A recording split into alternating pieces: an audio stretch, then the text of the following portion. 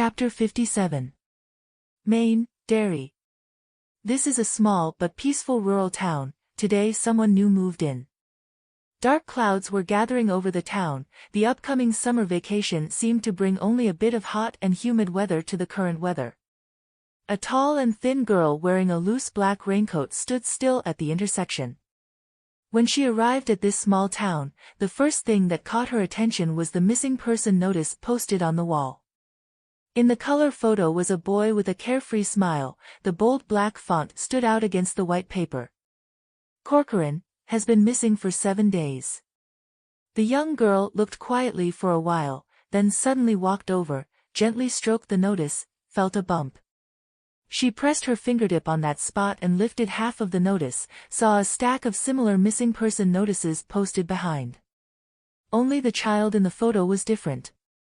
Her movements paused slightly, and she turned to the last page. The boy in the photo was only 6 or 7 years old, a very cute child. "Sister," suddenly someone called her from behind, and the blonde girl turned her head slightly. It was a boy with a gloomy face and sunken eyes. He looked only 12 or 13 years old, with a thin body and curly black hair pressed against his temples. Bill Denbrough gritted his teeth and looked at the girl in front of him. She had long, proud blonde hair and fair skin. Her indifferent and cold blue eyes looked over, her snow-white chin was slightly raised, as if she didn't care about anything. She was clearly looking at him, but he couldn't find himself in those cold eyes that were like frozen water. Bill looked at her indifferent expression, the same colored coat under the black raincoat, and the leather boots with silver chains. He froze for a moment, then opened his mouth with difficulty. I'm sorry, I've never seen you here before. Are you new here?" The boy spoke with some effort, stumbling from time to time. The girl calmly stared at him, withdrew her hand and put it in her pocket, not saying anything. In the awkward atmosphere, Bill had no choice but to continue. These notices are very important, they can't be torn up. The missing children, their families are still waiting. Bill was prepared to be treated irritably by this gloomy, arrogant, and seemingly unapproachable girl. But he didn't expect that the girl in front of him only made a soft, sound. The girl looked away from the boy. Bill breathed a sigh of relief. Suddenly he heard her ask in a low voice, "Are you so worried because someone tore up these papers before?" "Bill, huh?" The boy reacted slowly, his eyes gloomy as he nodded. "My little brother. It's the notice, the first one you just saw. The boy went missing a few months ago." The boy looked down at his feet sadly. That day, it was just as hot as today, but it was raining heavily, very heavily. Because my family had posted this notice a long time ago. In my school, there were some boys who didn't like me. They used this as an excuse. In the past 2 days, they tore up a lot of notices about my brother. So, just now I thought. He thought this girl was an accomplice of the other group, coming to tear up the missing person notice. The boy spoke with great difficulty. "Do you have a grudge against them?" "No, I swear I have never offended them." Bill suddenly became a little agitated, his thin neck flushed red. "But the whole town knows what kind of scum they are." The girl suddenly turned her gaze towards him, cold and indifferent, her gaze like shards of glass yet like fine snow falling on him. She said, "When you scold others, you don't stutter." "Bill, sorry." The boy scratched his head in embarrassment and replied, "Just now, I was a little agitated." Seeing that the girl didn't seem to have any other intentions, Bill apologized again and was about to leave, but was suddenly called back by the girl. Her voice was cold and clear, without any emotion. She just handed him an umbrella. "It's going to rain today." The blonde girl looked up at the sky and said calmly, "Go home early." "Thank you, Bill was a little confused. He stammered, wanting to say something more, but it seemed like the girl had no intention of continuing to talk to him. She hung the umbrella handle on the boy's arm, reached out to put the black raincoat hood over her head, and absent-mindedly looked over the corner of the street. A clown holding a red balloon stood in front of a dilapidated house overgrown with weeds. His face was painted with a thick layer of oil paint, two bright red lines of paint running from his eyes down to the corners of his mouth. He grinned as he looked at her and the boy standing there. "Wait a minute." Bill looked at the blonde girl picking up the suitcase. He was stunned for a moment, then suddenly called out to her, "If you are the new transferee, planning to study here, then remember not to mess with those Bowers kids." The blonde girl suddenly turned around, her eyes strangely assessing him. Bill nervously said, "They are not good people." He wanted to say a few more sentences, such as the scum who tore up his brother's missing person notice were them. But before he could stammer out, he saw the beautiful girl in front of him suddenly smile inexplicably. She raised her hand to touch the uniquely shaped earring on one of her fair ears, lazily looking up, her blue eyes gradually turning cold. "Don't be afraid, I am not a good person either." She smiled slightly, but there was no trace of a smile in her eyes. Her beautiful and eye-catching face looked very cool. "You don't need to return the umbrella, stay away from me." Bill looked blankly at the girl's figure walking away, suddenly remembering that he forgot to ask her name. He picked up the umbrella in his arm, sparse raindrops falling from the sky.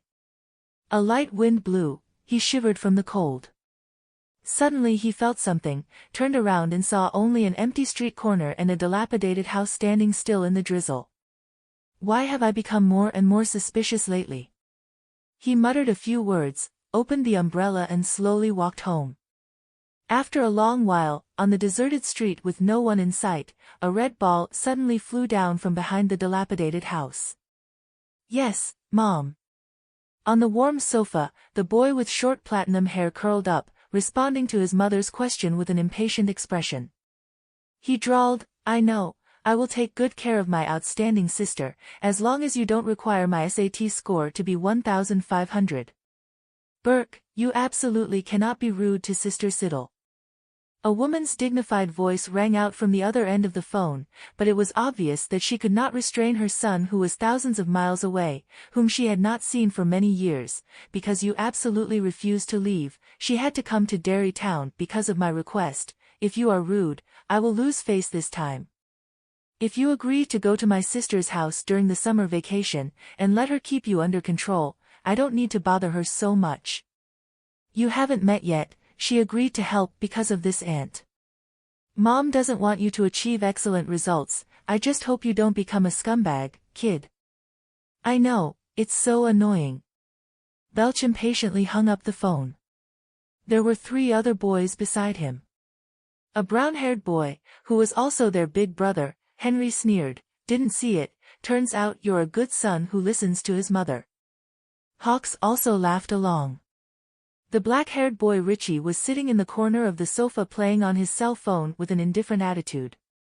"I didn't want to either," Belch immediately loudly defended himself, "but my mom said if I didn't listen, she would force me to go to a juvenile detention center, even if I had to fly back from Australia. I refuse to leave Derry. I can't let that damn sister come out of nowhere and force me to leave again." "That's right, you can't show your face." Henry patted the boy on the shoulder. "But we can dash." Richie suddenly raised his head. "I already gave the job to Julie and the others." The boy with short platinum hair hesitated for a moment. "Isn't that too much? Didn't that sister of yours want to transfer schools? But she's already graduated from high school and still came here to study. Isn't she just trying to monitor you, to see if you can stand being monitored by a serious and rigid adult all day? She even reported it to your mother." "Don't worry, Julie and the others are very moderate in their attacks. They don't even know how to use a knife. At most they'll block you in the bathroom and beat you up a few times, take some nude photos to threaten you." Belch, "Wait, those nude photos? What?" Henry pushed the boy. "That kind of photo won't spread outside, it's like playing house. As long as we can grasp her weakness, she will definitely be obedient and listen, and then you can tell her anything to your mother." He laughed strangely. This kind of obedient and studious girl is the easiest to control, because they don't have any other entertainment activities besides school activities. Just scare them randomly and they'll be fine. Moreover, Rich said, the band Low Shoulder is coming to perform at Dark Alley the day after tomorrow. The black-haired boy with bright eyes said, if you don't deal with your sister tomorrow, you definitely won't be able to go to the bar the day after tomorrow. Under the instigation of a group of boys, Belch finally chose to stay silent. At this moment, the doorbell suddenly rang. Ding dong. Belch stood up and quietly walked out under the gaze of the three boys behind him. He opened the door and saw his sister, whom he hadn't seen for more than 10 years, standing outside. Belch was stunned. The tall and thin girl stood in front of the door, lowered her hand that was pressing the doorbell, and leisurely took off her black raincoat hood to reveal her proud long blonde hair. She conveniently combed her hair, rolled up the sleeves of the raincoat that were too long, unbuttoned the raincoat, and threw it into Belch's hands. Belch was drenched in the rain. The little boy was forced to hug the dripping wet raincoat, and opened his mouth to say something. However, the blonde girl, Siddle's nominal older sister, seemed to have no intention of paying attention to him.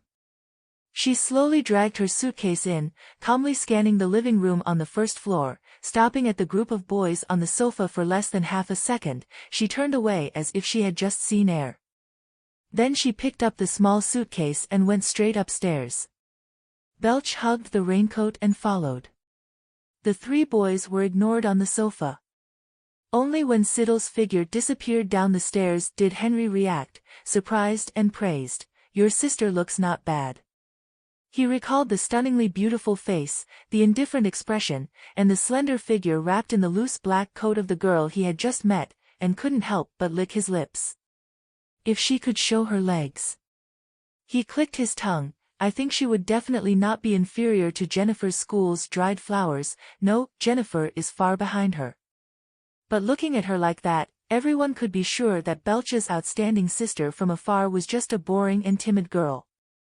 The kind that would burst into tears if she was just threatened casually.